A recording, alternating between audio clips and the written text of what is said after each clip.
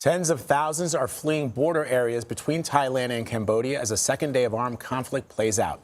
An incident on Sunday that left two Thai soldiers have sparked a series of skirmishes and derailed a ceasefire that was put in place after a previous dispute that left dozens dead on both sides. For more on this, I want to bring in Greg Poling. He's a senior fellow and director of the Southeast Asia program at the Center for Strategic and International Studies. All right, Greg, bring us up to speed on all of this and the current state of play. Obviously, there was an agreement that was signed in October in Kuala Lumpur, which President Trump has repeatedly touted as one of those wars that he's played a part in ending. But since then, we've seen these skirmishes, and now it's getting very heated. That's right. So the deal that was signed in October in Kuala Lumpur really only lasted about 2 weeks before it started to break down. And the problem here partially is that neither Thailand or Cambodia agreed that they were signing a peace accord. That's how the White House and the Malaysian hosts labeled it. But from the perspective of Thailand and Cambodia, this was just reinforcing an earlier shaky ceasefire that they had reached in July. The most difficult part seems to be the Thai allegation that Cambodia has been illegally planting landmines in the disputed border, which have injured multiple Thai soldiers. And that's led to the unraveling of this ceasefire. So, Greg, can you just give our viewers the historical context here, why these two nations are trading, why they are attacking each other over this disputed border area, which has a lot to do with colonial era redrawing of maps and ancient and historical ties to the region for people on both sides of that border?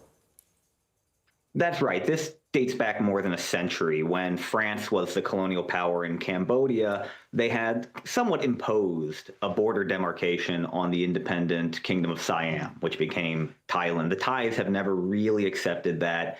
And the maps that they prefer to use now are different. Cambodia prefers to use these old French maps. Thailand has its own set of maps. And they sometimes show the border hundreds of yards apart, which in a few key places means that very symbolically important temples and temple grounds are under dispute based on whose maps you look at.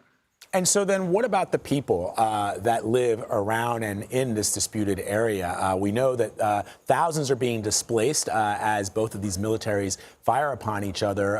What are they doing? Where are they going? And sort of what's happening to them? Right. This is a humanitarian catastrophe for border communities on both sides.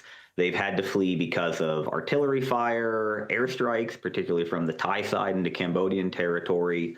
We've had dozens of civilians killed or injured since July, and many of them are living in temporary facilities, either run by Thailand or by Cambodia, with very little prospect of a safe return for the medium term. So moments ago, the Secretary of State, Marco Rubio, said in a new statement that the U.S. is concerned about the fighting and the casualties, and he urged an immediate end to the hostilities for both sides to return to their October 26 peace accord. I've also seen chatter on social media that seems to indicate that the Cambodians have even told their military, the Cambodian government, to try and maintain some level of discipline. But it does feel like it depends on where, if you are, it depends on the perspective of this story, depends on which side of the border you're on. Obviously, the Thais are accusing the Cambodians of laying those mines. The Cambodians are saying aggression is coming from Thailand. So just objectively speaking, how does one sort of parse what the two sides are saying to find the ultimate truth? So from the outside, I'll be honest, it's all but impossible to know what exactly provoked any given round of fighting since July. The one thing we can say is that the Thais have called in foreign observers and shown them these landmines that are obviously new, which contests the Cambodian claim that all of these things are decades old and Thailand is hyping it. So that's one thing we do know. The U.S. role is complicated by the fact that Cambodia really wants the U.S. role here, and Cambodia is the one that nominated President Trump for the Nobel Peace Prize. The Thais do not want a U.S. role here. Really interesting.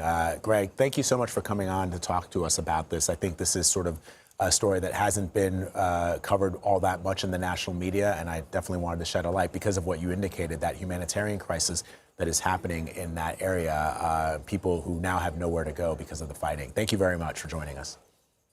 Thank you.